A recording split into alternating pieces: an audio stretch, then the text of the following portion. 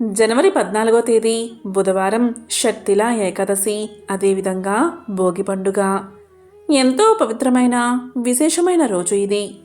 అయితే ఈ భోగి వచ్చేలోపు ఈ కథను వింటే చాలు, అదృష్టం మీ తలుపు తట్టినట్లే.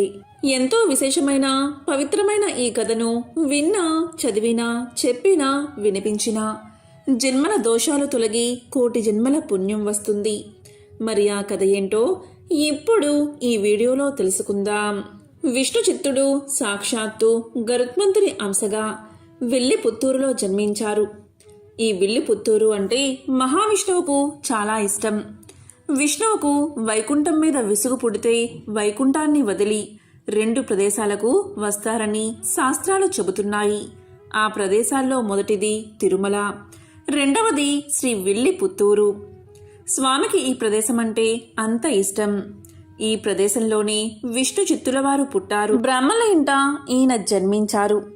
ఈయనకు చిన్నప్పటి నుంచి అపారమైన విష్ణు భక్తి. తల్లిదండ్రులు చదువుకో నాయనా, పాఠశాలకు పంపిస్తామంటే విష్ణు చిత్తుల వారు నాకేమీ అవసరం లేదు, నాకు స్వామి యొక్క కైంకర్యం చాలు అని చెప్పి భగవత్ సేవలోనే ఉండిపోయారు. శ్రీ విల్లిపుత్తూరులో వటపత్ర సాయి ఆలయం ఉంది. అక్కడే ఉండిపోయాడు విష్ణు చిత్తుడు. పేద కుటుంబంలో పుట్టడం వల్ల పత్రాలతో పూలతో భగవంతుణ్ణి అర్చిద్దాం అనుకుని ఒక తోటలో తులసి మొదలైన పువ్వులను పెంచేవాడు. అలా విష్ణు చిత్తుల వారికి 50 ఏళ్లు వచ్చేశాయి. 50 ఏళ్లు వచ్చినా విష్ణు చిత్తుల వారు వివాహం చేసుకోలేదు. భక్తితోనే జీవితాన్ని గడిపాడు. చుట్టుపక్కల వారు విష్ణు చిత్తుణ్ణి చూసి, ఏమిటో ఈ వెర్రి బ్రాహ్మణుడు, ఎంతసేపు కూడా దేవుడు దేవుడు అని ఉంటూ ఉంటాడు. 1 రూపాయి కూడా సంపాదించుకోలేదు, వివాహం చేసుకోలేదు, పిల్లలు లేరు, ఈయన గతి ఏమవుతుందో అని బాధపడేవారు. పైనుంచి స్వామివారు ఇవన్నీ చూసి, అయ్యో, విష్ణు చిత్తుడు నా కోసం జీవితాన్నంతా దారపోశాడు, అతని చేతిలో చిల్లి గవ్వలేదు, సరే అపారమైన సంపదను ఇద్దాము అనుకుని ఒక సన్నివేశాన్ని సృష్టిస్తాడు. ఒకసారి మధురరాజు వల్లభదేవుడు రాత్రిపూట దేశాటన కోసం వెళ్తాడు. వెళ్ళి ఎక్కడో భోజనం చేసి ఒక అరుగు మీద పడుకుంటాడు. ఆయన పక్కన ఒక మహాభక్తుడు ఉంటాడు. అతను భోజనం చేసి హాయిగా హరినామస్మరణ చేసుకుంటూ ఒక శ్లోకం చదువుతాడు. వర్షానికి కావలసిన వాటిని మిగిలిన నెలలో కూడబెట్టుకుంటాం, రాత్రికి కావాల్సింది పగలు, ముసలితనానికి కావాల్సింది యవ్వనంలో, అలాగే పరలోకానికి కావాల్సింది కూడా ఈ లోకంలోనే సమకూర్చుకోవాలి అనేది ఆ శ్లోకం యొక్క అర్థం. ఆ మాటలు పిడుగుల్లా తగిలాయి రాజుకి.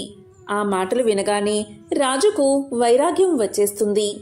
ఇక రాజు వెంటనే రాజ్యానికి వెళ్ళి, నాకు రాజ్యం అక్కర్లేదు, మోక్షం కావాలి, మోక్షం కావాలంటే ఏ దేవుణ్ణి ప్రార్థించాలి అని పండితులందరినీ కూడా అడుగుతాడు. పండితులు ఒక్కొక్కళ్ళు ఒక్కో దేవుడి గురించి చెప్తారు. అప్పుడు రాజు ఇలా అంటాడు, అలా కాదు, ఈ దేవుడు మోక్షం ప్రసాదిస్తాడని నాకు నిరూపించండి అని ఒక పరీక్ష పెడతాడు.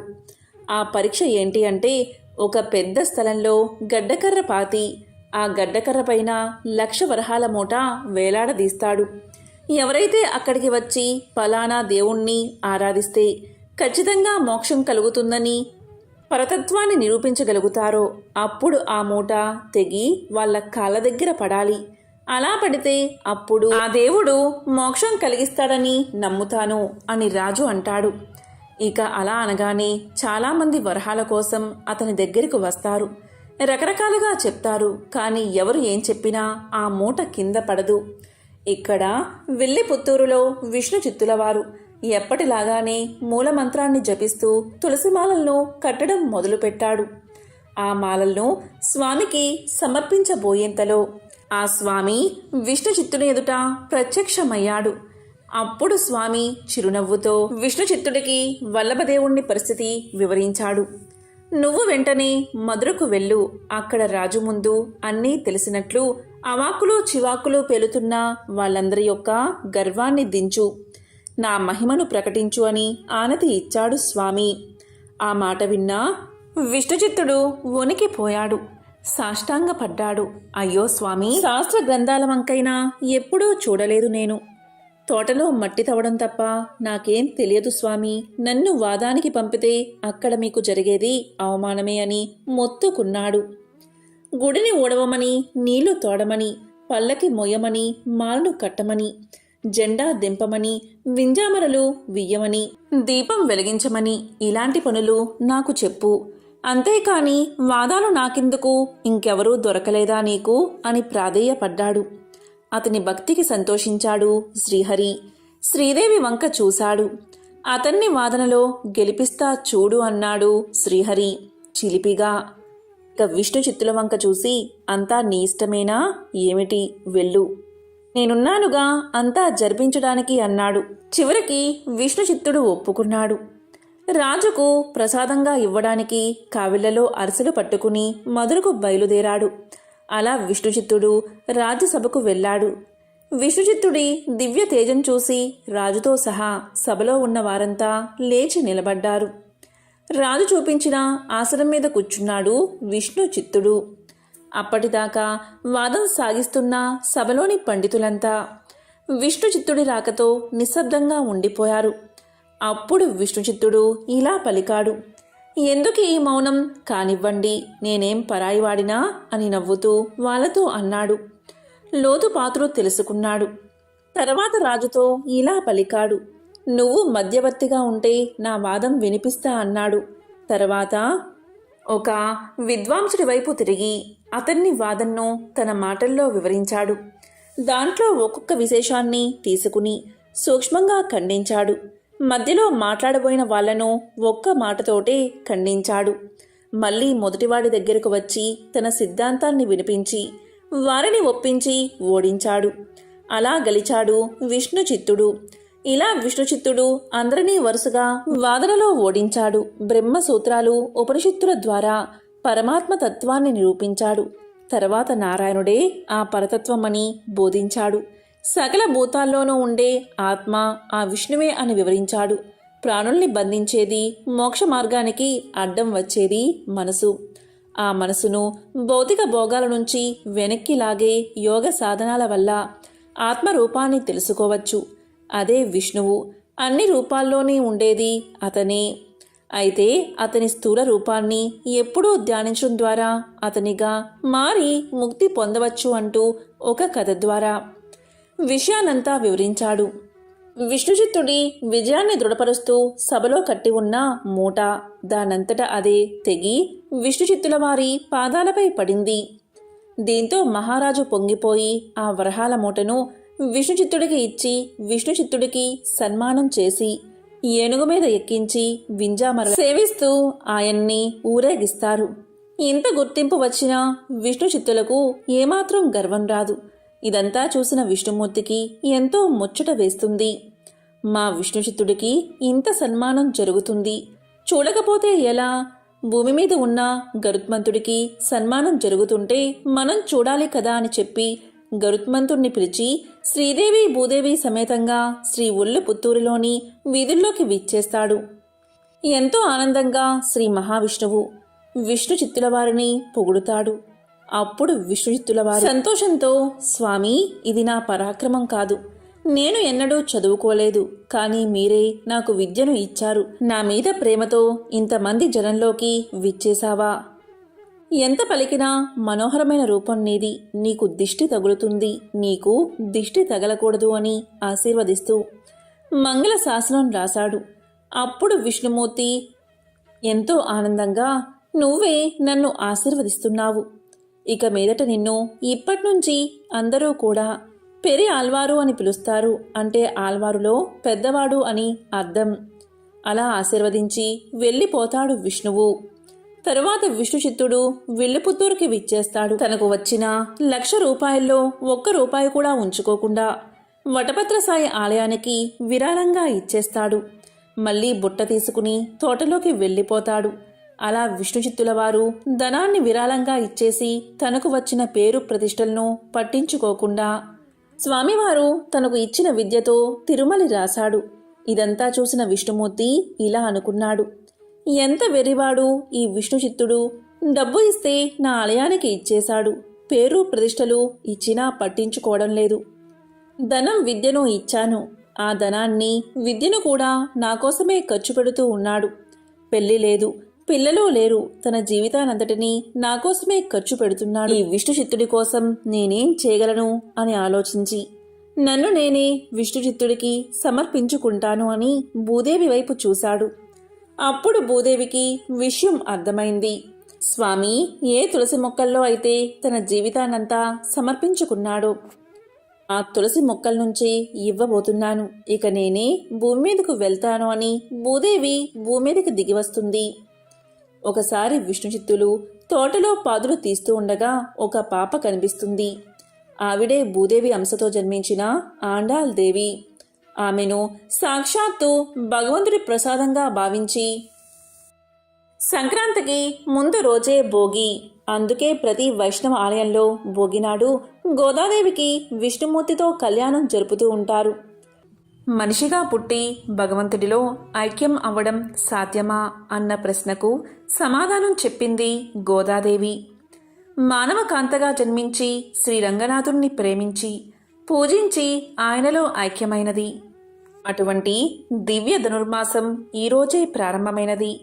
12 మంది ఆల్వార్లలో శ్రీ ఆండాల్ గోదాదేవి కూడా ఒకరు.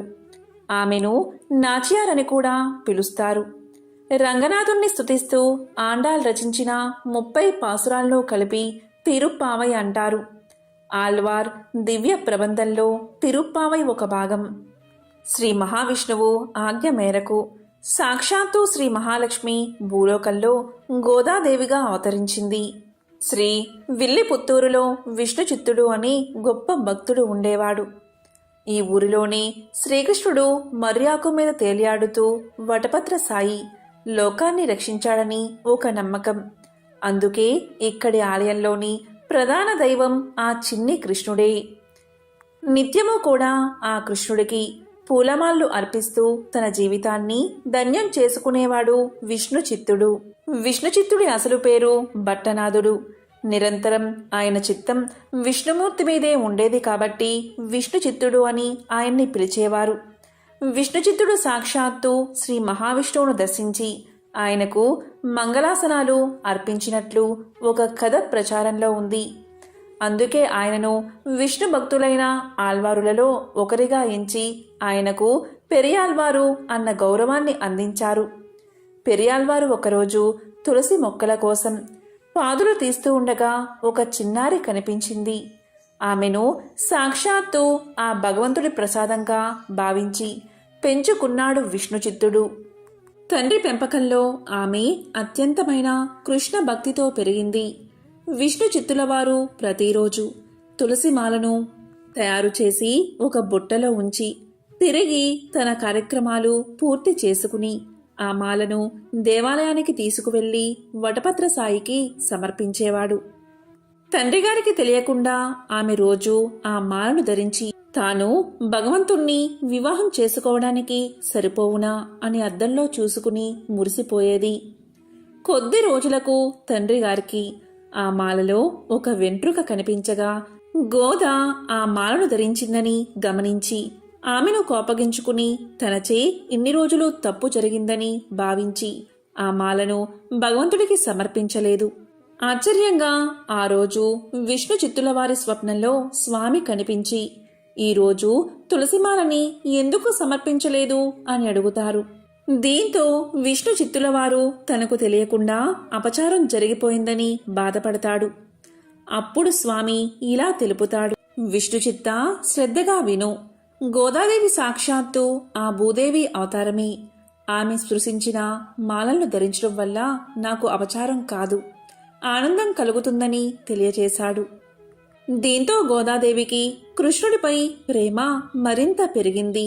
తనకు పెళ్ళైనట్లు భావించి ఒకప్పుడు గోపికలు చేసిన కాత్యాయని వ్రతాన్ని మొదలుపెట్టింది. అలా తాను వ్రతాన్ని ప్రారంభించడమే కాదు, తన చెలికత్తల్ని కూడా తనతో కలిసి వచ్చేందుకు సిద్ధం చేసింది. తన చెలులను మేలు కొలిపేందుకు, వారికి వ్రత విధానాలు తెలిపేందుకు, తనలోని కృష్ణభక్తిని వెల్లడించేందుకు రోజుకో పాసురం చొప్పున 30 పాసురాలు పాడింది గోదా. అవే ధనుర్మాసంలో ప్రతి వైష్ణవ భక్తుడి ఇంట్లోనూ వినిపించే తిరుప్పావై. ఎట్టకేలకు గోదాదేవి ప్రేమకు ఆ కృష్ణుడు లొంగక తప్పలేదు. తానే స్వయంగా విష్ణు చిత్తునికి కనిపించి తానుండే శ్రీరంగానికి గోదాదేవిని తీసుకురమ్మని అక్కడ రంగనాథుడిగా వెలిసిన తాను గోదాదేవిని వివాహం చేసుకుంటానని తెలియచేశాడు. శ్రీరంగంలోని ఆలయ అర్చకులకు విషయాన్ని తెలియచేశాడు. కృష్ణుడి ఆదేశాలు విన్న విష్ణు చిత్తుని సంతోషానికి అవధుల్లేవు. వెంటనే గోదాదేవిని విల్లిపుత్తూరులోని ప్రజలను తీసుకుని శ్రీరంగానికి బయలుదేరాడు. పెళ్లి కూతురిగా అంతర ఆలయంలోకి ప్రవేశించిన గోదాదేవి అందరూ చూస్తూ ఉండగానే ఆ రంగనాథుడిలో ఐక్యమైపోయింది. నిష్కల్మష హృదయంతో తన హృదయాన్ని రంగనాథుడికి అర్పించుకుంది గోదాదేవి. వివిధ క్షేత్రాలను దర్శించినప్పుడు అక్కడ కొలువై ఉన్న ఆయా దైవాల మహిమ గురించి మనం విన్నప్పుడు ఆశ్చర్యం కలుగుతూ ఉంటుంది. దైవం పట్ల విశ్వాసం గల వాళ్ళు ఆ సంఘటనలను నిజంగానే జరిగి ఉంటాయి అని భావించి అనుభూతిని పొందుతారు. తమ ఊళ్ళల్లో ఆవిర్భవించిన దైవం పట్ల, ఆ దైవం చూపిన మహిమల పట్ల వాళ్ళు పూర్తి విశ్వాసాన్ని ప్రకటిస్తూ ఉంటారు. అదే గోదా రంగనాథస్వామి దేవాలయం, ఎదులాబాద్, రంగారెడ్డి జిల్లా. ఈ గ్రామంలోని ఆలయంలో శ్రీ గోదా సమేత రంగనాయకస్వామి ఆలయం దర్శనమిస్తూ ఉంటుంది. ఇక్కడికి అమ్మవారు ఈ ప్రాంతానికి చెందిన దేశికాచార్యులు అనే ఒక భక్తుడితో కలిసి విల్లుపుత్తూరు నుంచి వచ్చినట్లుగా స్థల పురాణం చెప్తుంది. అమ్మవారి ఆదేశం మేరకు ఆయనే ఈ ఆలయాన్ని నిర్మించారట. ఈ ఆలయం గురించి ఒక కథ ప్రచారంలో ఉంది. ఒకసారి ఈ ఆలయ ప్రాంగణంలో దేశికాచార్యుల వారు కూర్చుని పారాయణం చేస్తూ ఉన్నారు. ఆ పక్కనే 12 సంవత్సరాల వయసు గల 8 మంది ఆడపిల్లలు ఆడుకుంటూ ఉన్నారట. ఆ సమయంలో మట్టి గాజులు అమ్మే వ్యక్తి అటుగా రావడంతో అరుగు మీద కూర్చుని పారాయణం చేసుకుంటున్న దేశికాచార్యుల దగ్గరకు ఆ ఆడపిల్లలు పరిగెత్తుకుంటూ వెళ్లి తమకు గాజులు వేయించమని అడిగారట. ఆ పిల్లల ముచ్చట తీర్చడం కోసం ఆ గాజుల అబ్బాయిని పిలిచి వాళ్ళందరికీ కూడా గాజులు తొడిగి తన దగ్గరికి డబ్బుల కోసం నమ్మని చెప్పాడు దేశికాచార్యులు. కాసేపటికి ఆ పిల్లలకు గాజులు వేసి తిరిగి వచ్చిన గాజుల అబ్బాయి మొత్తం 9 మంది ఆడపిల్లలకు గాజులు వేసినట్లుగా చెప్పాడు. కానీ అక్కడ 8 మంది పిల్లలు ఉండడంతో దేశికాచార్యులు ఆలోచనలో పడ్డాడు.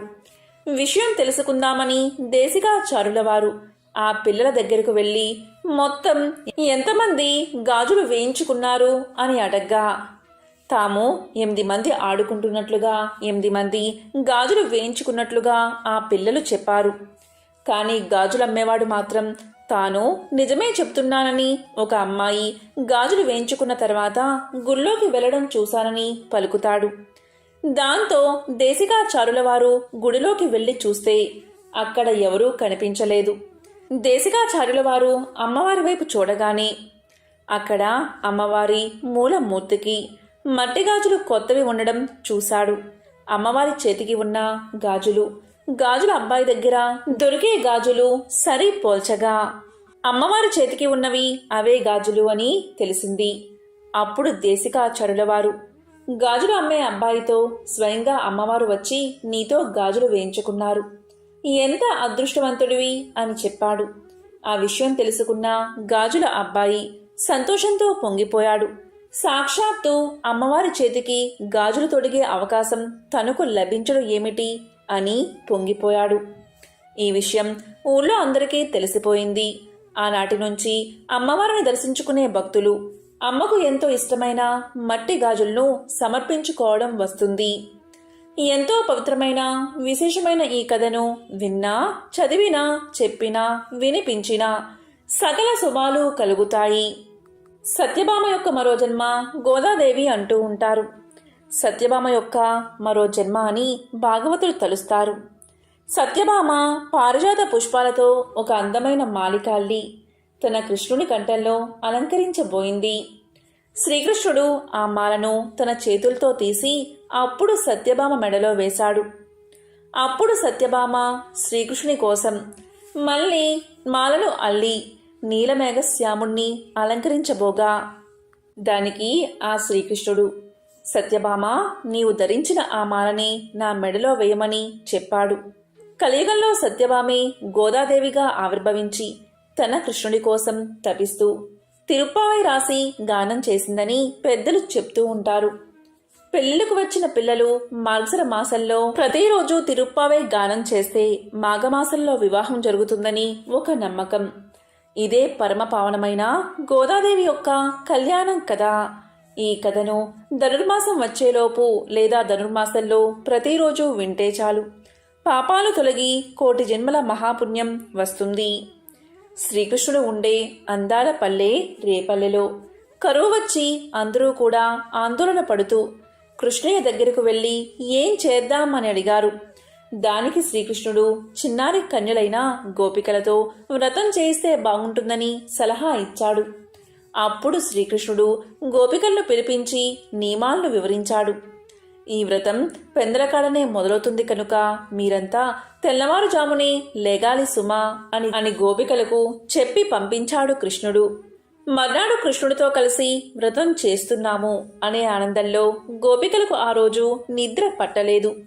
ఎప్పుడు బ్రాహ్మీ ముహూర్తం వస్తుందా అని ఎదురుచూస్తూ కష్టంగా రాత్రంతా గడిపి గోపికలు తెల్లవారుజామునే కృష్ణుడు రమ్మన్నాడు కనుక ముందే లేచి అందరినీ లేపుదామని బయలుదేరారు. గోపికలు ఆ విధంగా ధనుర్మాస వ్రతాన్ని చేశారు. ఇదే తిరుప్పావై వ్రతం. తిరుప్పావైలోని తొలి పాసురంలో రండి రండి అంటూ ఒకరినొకరు పిలుచుకుంటూ ఉంటారు.